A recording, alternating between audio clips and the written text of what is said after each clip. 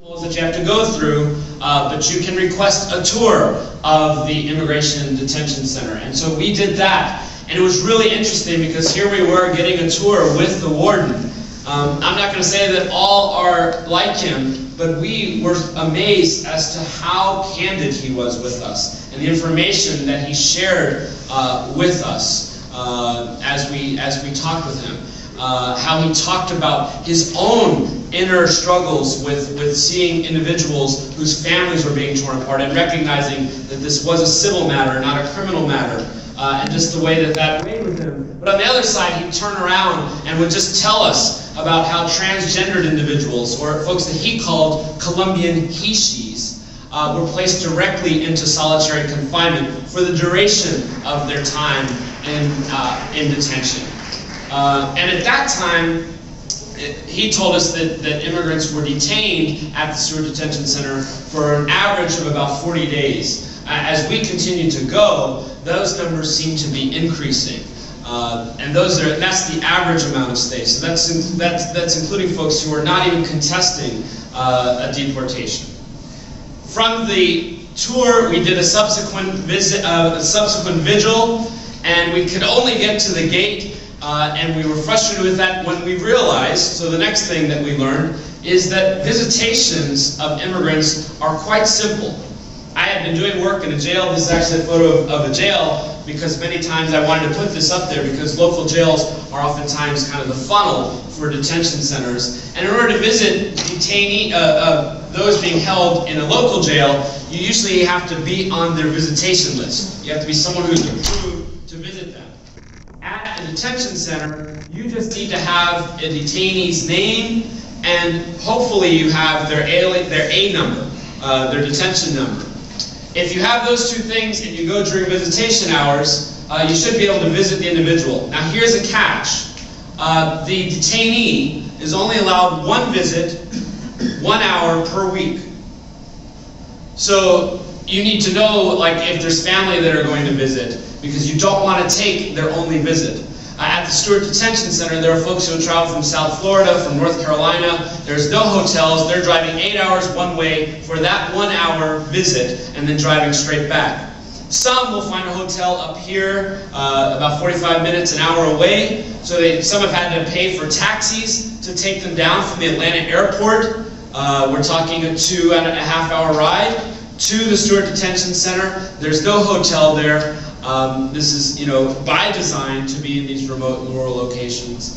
But you need to know, so what they do is they might go on Saturday, do a visitation, because Sunday begins the new week, so they go back on Sunday and visit, but they cannot return for another 2 weeks if that's the route in which they go.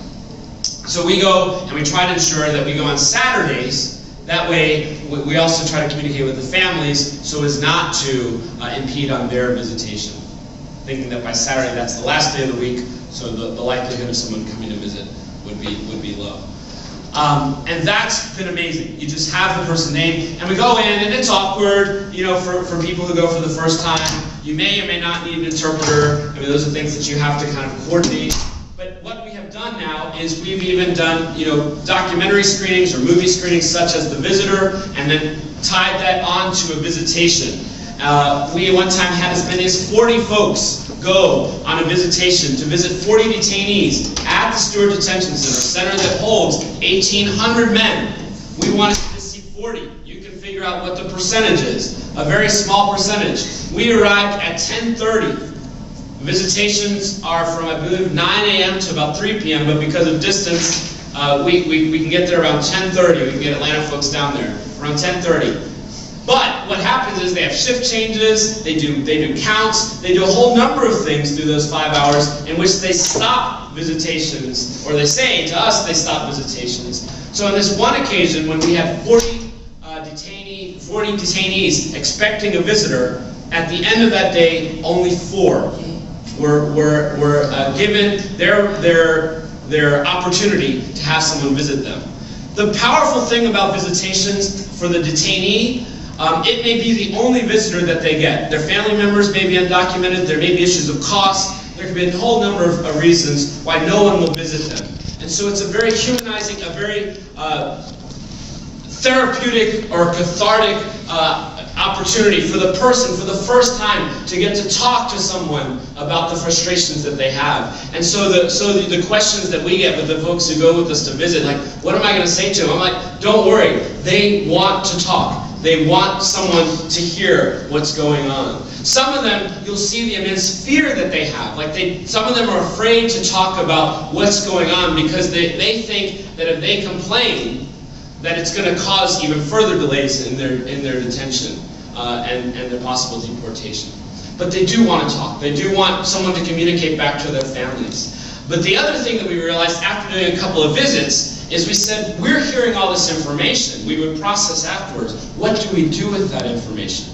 And so what we decided to do, you saw in the video, is we decided to take the information that we got and match the allegations that we heard to those detention standards, those non-binding detention standards that were talked about, and we released a report saying these are the allegations at the Stewart Detention Center that we have heard through numbers of interviews, through folks disconnected to each other, that these are violations of the detention standards that are going on within the facility. And afterwards, you can come up to one of us and we can tell you. You can find that actually at gadetentionwatch.org, that report. So you can see kind of the evolution of what we have been doing just over the last 3 years. So the report comes out. I then am continuing to work at a local level, and I am sitting in the courts, and I'm seeing person after person. I don't live in a 287G community, but I do live in a community where there are roadblocks, where immigrants live and work, where they're targeted, and where they are arrested for driving without a license, where their cars are towed, where they're paying fines of around $1,000 for driving without a license. Folks who I help them apply for the public defender, and they're earning like $7.50 an hour. And I'm seeing all that going on, and then I'm seeing the judges telling them, demeaningly, you need to learn to stop driving. Well, in a place like Georgia, there's not too much public transportation.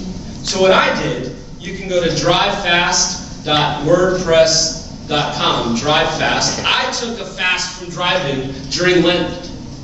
I took a 40-day fast from driving in my community, and I wrote about my experiences of living without a car in a place without public transportation. I also was more attuned to what was going on as I read the newspaper with individuals who were walking and being attacked.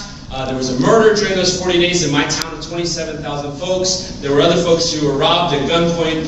I talked about the difficulties of getting around in a culture, in a community that doesn't have bike paths and sidewalks and is spread out, the whole sprawl issues. And then I would go into court and I would write down my observations of what I was observing in court, and what the city coffers were being boosted by penalizing folks who I call unlicensable.